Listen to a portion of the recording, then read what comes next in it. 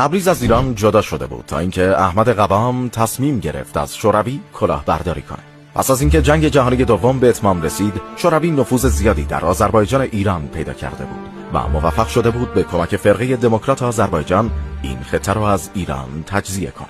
در این روزها بود که محمد رضا شاه پهلوی که تازه پادشاه ایران شده بود، دستور بازپسگیری این سرزمین را داد و ارتش شاهنشاهی به مدت چند ماه با نیروهای فرقه دموکرات و شوروی جنگیدند، ولی در نهایت موفق به بازپسگیری این سرزمین نشدند تا اینکه احمد قوام نخست وزیر وقت تصمیم گرفت تا به شوروی بره و با استالین یک معامله کنه.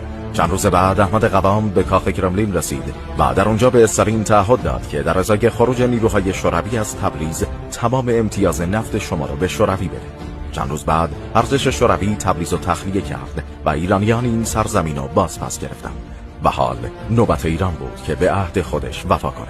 سیاستمداران ایران به سراغ سازمان نوتأسیس ملل آمریکا رفتند و از روس‌ها شکایت کردند و موفق شدند با کمک اونا حتی یک بشکه نفتم به استالین ندن.